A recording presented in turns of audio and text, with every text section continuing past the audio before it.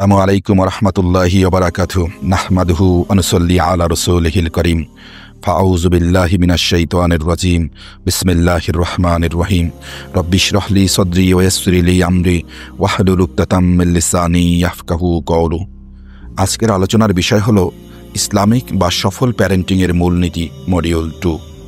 এখানে আমরা দোয়ার গুরুত্ব, তওবার ভূমিকা, দাম্পত্য সম্পর্ক, সন্তানের তরবিয়ত, মায়ের দায়িত্ব এবং রাসূল সাল্লাল্লাহু আলাইহি ওয়াসাল্লামের শিক্ষা থেকে কিছু গুরুত্বপূর্ণ বিষয় শিখব ইনশাআল্লাহ।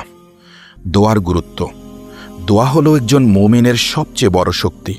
আমরা অনেক সময়ই ভাবি শুধু পরিশ্রমে সাফল্য এনে দেবে, কিন্তু বাস্তবে কাজ করার জন্য সবচেয়ে জরুরি হলো আল্লাহর সাহায্য, আর সেই সাহায্যের দরজা খোলে দোয়ার মাধ্যমে। কুরআনে সূরা আহকাফে একটি দোয়া শেখানো হয়েছে। সেখানে কয়েকটি বিষয় বিশেষভাবে লক্ষণীয়। একটু লক্ষ্য করলেই আমরা দেখব আল্লাহর দেয়া নিয়ামতের জন্য শুকর আদায় করা এবং আল্লাহর কাছে নেক কাজের তৌফিক চাওয়া, নিজেরও সমাজের জন্য, ইসলাম এবং মুসলমানদের সংস্কারের জন্য দোয়া করা, আর সবশেষে আল্লাহর দিকে তওবা এবং আনুগত্য প্রকাশ করা। এইগুলিই আমাদের জীবনের আসল রূপরেখা। দোয়ার ভেতরে যেমন শুকর আছে, তেমনি তওবা আছে।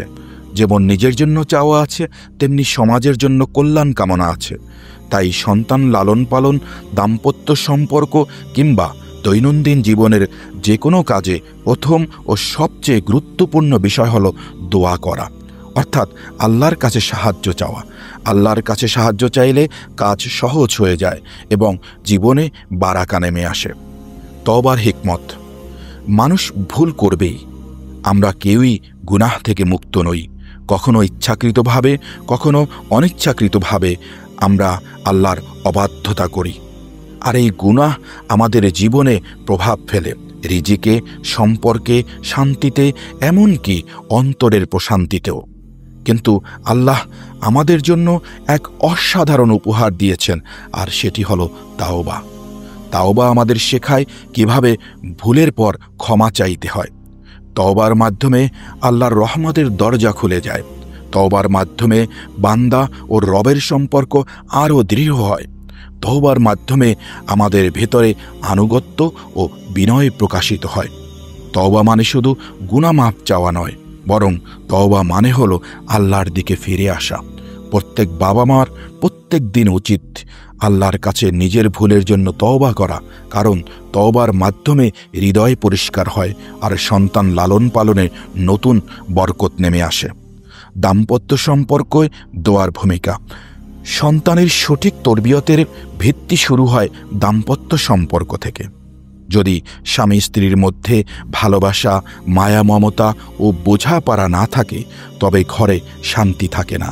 আর যখন ঘরে শান্তি থাকে না, তখন সন্তানও কখনো বাবা মায়ের জন্য চোখের শীতলতাকারী বা শান্তিদানকারী হতে পারে না। আল্লাহ আমাদের কুরআনে একটি অসাধারণ দোয়া শিখিয়েছেন। আল্লাহ শিখিয়েছেন আমাদেরকে, হে আমাদের প্রভু, আমাদের স্ত্রী ও সন্তানদেরকে আমাদের চক্ষু শীতলকারী বানিয়ে দেন এবং আমাদেরকে মুত্তাকিদের ইমাম বানিয়ে দেন। এই দোয়া দাম্পত্য সম্পর্কের জন্য নয়, বরং পরিবারের জন্য, সন্তান এবং সমাজের জন্য একটি পূর্ণাঙ্গ দোয়া। তাই প্রত্যেক বাবা মায়ের উচিত প্রত্যেক দিন এই দোয়াটি পাঠ করা। রাখালের উপমায় আমরা দেখি, রাখালের কাজ করা খুব সহজ মনে হলেও এর ভেতরে রয়েছে গভীর একটা শিক্ষা। রাখাল ভেড়াদের মাঠে নিয়ে যায়, তাদের স্বাধীনভাবে চলতে দেয়, কিন্তু কাউকে হারিয়ে যেতে দেয় না। আবার নির্দিষ্ট সময়ে সবাইকে ফিরিয়ে নিয়ে আসে এবং নিরাপদে রাখে। আমরা নবীদের জীবন আলোচনা করলে বা নবীদের জীবন পর্যালোচনা করলে দেখি প্রত্যেক নবী রাখালের দায়িত্ব পালন করেছেন। যেমন মূসা আলাইহিসসালাম ভেড়া চড়িয়েছেন, আমাদের প্রিয় নবী হযরত মুহাম্মদ সাল্লাল্লাহু আলাইহি ওয়াসাল্লামও ভেড়া চড়িয়েছেন। কেন? কারণ এই কাজ থেকেই শেখা যায় দায়িত্বশীলতা আর নেতৃত্বের গুণাবলী। রাসূল সাল্লাল্লাহু আলাইহি ওয়াসাল্লাম বলেছেন, প্রত্যেক দাস তার প্রভুর সম্পদের ব্যাপারে দায়িত্বশীল। অর্থাৎ যেইভাবে রাখাল ভেড়ার দায়িত্ব নেয়, তেমনি প্রত্যেক মা বাবা তাদের সন্তানের ব্যাপারে আল্লাহর কাছে জবাবদিহি করবেন। সন্তানই আমাদের সবচেয়ে মূল্যবান আমানত। তাই তাদের প্রতি অবহেলা নয়, বরং দায়িত্বশীলতা ও ভালোবাসা দিয়ে সঠিক পথে গড়ে তুলতে হবে। সন্তানের তরবিয়ত কি? প্রত্যেকটি সন্তানই একটি ছোট্ট চারা গাছের মতন। জন্মের পর তার ভেতরে থাকে বিশাল এক গাছে পরিণত হওয়ার অফুরন্ত সম্ভাবনা। কিন্তু সেই সম্ভাবনাকে বাস্তবে রূপ দেওয়ার জন্য দরকার সঠিক খাদ্য আর পরিবেশ। খাদ্য মানে শুধু পেটের খাবার নয়, বরং জ্ঞান, শিক্ষা ও দিক নির্দেশনা। এগুলি ছাড়া সন্তানের মেধা ও আত্মা বিকশিত হতে পারে না। পরিবেশ মানে যেমন একটি গাছের জন্য পানি, আলো আর তাপ দরকার হয়, তেমনি সন্তানের জন্য দরকার একটি সুষ্ঠু পরিবেশ, যেখানে থাকবে ঈমান, নৈতিকতা ও ভালো চরিত্রের চর্চা। কিন্তু সমস্যা হলো, অনেক মা বাবা সন্তানের ভবিষ্যৎ নিয়ে পরিকল্পনা করেন, সুন্দর পোশাক দেন, ভালো স্কুলে পড়ান, বাহ্যিকভাবে অনেক ভালো করে বড় করে তোলেন, কিন্তু তাদের কাছে তরবিয়তের সঠিক নকশা থাকে না। ফলে সন্তান হয়তো শিক্ষিত হয়, সফল হয়, কিন্তু ভেতরে শূন্য থেকে যায়। তরবিয়তের আসল উদ্দেশ্য হল সন্তানের ভেতরের সম্ভাবনাকে সঠিকভাবে গড়ে তোলা, যেন সে শুধু দুনিয়ায় নয়, আখিরাতেও সফল হতে পারে। মায়ের ভূমিকা। নারীর জন্য সবচেয়ে মূল্যবান জ্ঞান হল মা হওয়ার জ্ঞান। শুধু সন্তান জন্ম দেয়া নয়, বরং তার সঠিক তরবিয়ত করা, এটি আসল দায়িত্ব। আমরা ইতিহাসে দেখি সৈয়দা হাজেরা আলাইহিসসালাম ছিলেন এক মহান মা। তিনি ইসমাইল আলাইহিসসালামকে শুধু লালন পালন করেননি, বরং তাকে ইবাদতের শিক্ষা দিয়েছেন। তার ত্যাগ এবং ধৈর্যের ফলেই একটি প্রজন্ম গড়ে ওঠে, যা কাবার পুনর্নির্মাণ থেকে শুরু করে নবুয়তের প্রস্তুতি পর্যন্ত ইতিহাসকে বদলে দেয়। প্রকৃতপক্ষে মাই হল ভবিষ্যৎ প্রজন্মের নির্মাতা। একজন শিক্ষিত ও আল্লাহ ভীরু মা যেমন পরিবারকে বদলে দিতে পারে, তেমনি গোটা জাতিকেও বদলে দিতে পারে। তাই দরকার প্রতিটি নারীর জন্য সঠিক শিক্ষা এবং প্রশিক্ষণ।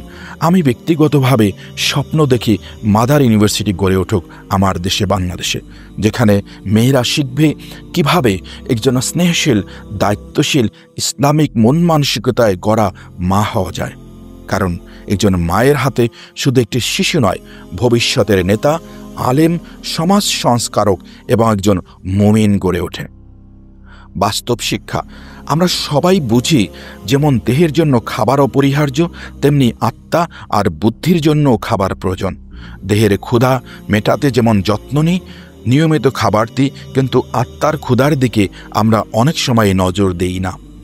আসল তরবিয়তের মানে হল সন্তানের ভেতরের নিরন্তর পুষ্টি পৌঁছে দেয়া।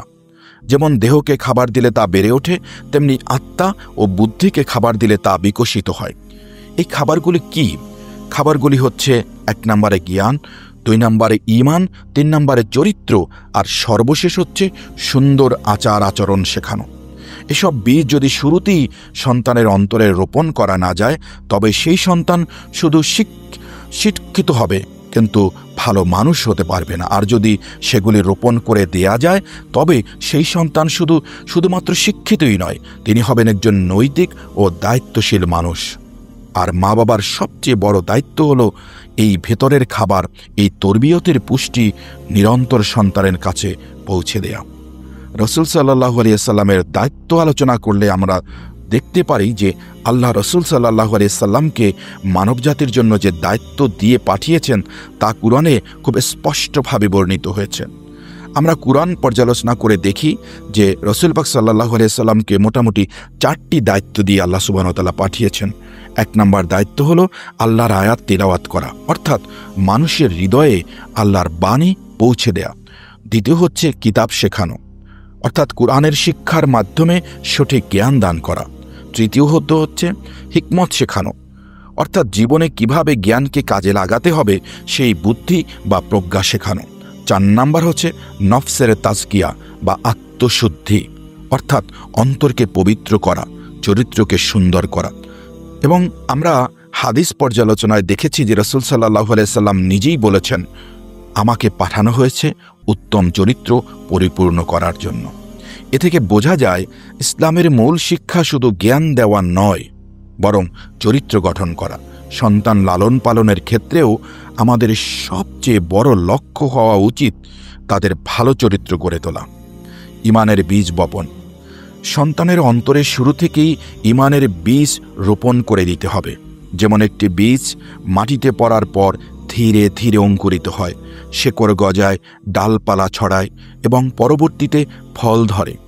ঠিক তেমনি ঈমানও যদি ছোটবেলা থেকেই সন্তানের হৃদয়ে বসানো যায়, তবে তা বড় হয়ে একটি দৃঢ় বৃক্ষে পরিণত হয়। আল্লাহ কুরআনে মুমিনকে খেজুর গাছের সাথে তুলনা করেছেন, কারণ এর শেকড় হয় অত্যন্ত মজবুত, এর ডালপালাগুলি আকাশে ছড়িয়ে থাকে এবং সর্বশেষ এর ফল মানুষের উপকারে আসে। ঠিক তেমনি একজন ঈমানদার সন্তান তার বিশ্বাসে দৃঢ় হবে, সমাজে ইতিবাচক অবদান রাখবে এবং মানুষের উপকারে আসবে। এই বীজকে সজীব রাখার জন্য প্রয়োজন নিয়মিত জিকির ও দোয়া, বিশেষ করে লা ইলাহা ইল্লাল্লাহ। এই কালিমা হলো সেই পানি ও আলো যা ঈমানের বীজকে জীবিত ও শক্তিশালী রাখে। তাই মা বাবার প্রথম দায়িত্ব হল সন্তানের অন্তরে ঈমানের সেই বীজ রোপণ করা এবং তা যত্ন করে লালন করা।